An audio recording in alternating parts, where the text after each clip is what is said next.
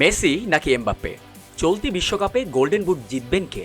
তৃতীয় স্থান নির্ধারণী ম্যাচ হওয়ার আগে দুইজনেরই গোল ছিল ৮টি করে, কিন্তু ইংল্যান্ডের বিপক্ষে জোড়া গোল ও এক অ্যাসিস্ট করে মেসিকে ছাড়িয়ে একচেটিয়াভাবে বেশ এগিয়ে গেছেন এমবাপ্পে। বর্তমানে এমবাপ্পের গোল 10টি ও অ্যাসিস্ট 4টি, যেখানে এক ম্যাচ কম খেলা মেসির গোল 8টি ও অ্যাসিস্ট 4টি।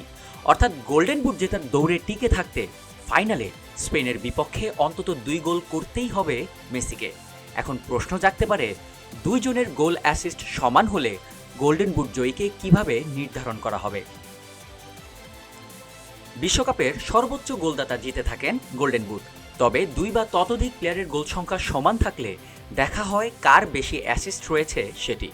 যদি সেখানে সমান সমান হয় তাহলে দেখা হয় কে কত কম মিনিট খেলেছেন সেটি। কাকতালীয়ভাবে এখানেও সমান সমান হলে দেখা হবে পেনাল্টি ছাড়া কে কত গোল করল সেটি। তাই এখন হিসেব করলে এমবাপ্পের গোল 10টি ও অ্যাসিস্ট 4টি, তিনি খেলেছেন 769 মিনিট, যেখানে এক ম্যাচ কম খেলা মেসির গোল 8টি ও অ্যাসিস্ট 4টি, তিনি খেলেছেন 712 মিনিট। কিন্তু এখনও ফাইনাল বাকি আর্জেন্টাইন অধিনায়কের, অর্থাৎ স্পেনের বিপক্ষে ফাইনালে 57 মিনিটের কম খেলে 2 গোল করলেই গোল্ডেন বুট জিতবেন মেসি, কিন্তু এর বেশি মিনিট খেললে 2 গোলের পাশাপাশি অন্তত একটি অ্যাসিস্ট করতেই হবে মেসিকে, অথবা অ্যাসিস্ট না করতে পারলে গোলের দিক দিয়ে হ্যাট্রিক করতে হবে মেসিকে। তবেই তখন এমবাপ্পেকে ছাড়িয়ে গোল্ডেন বুট জিতবেন মেসি।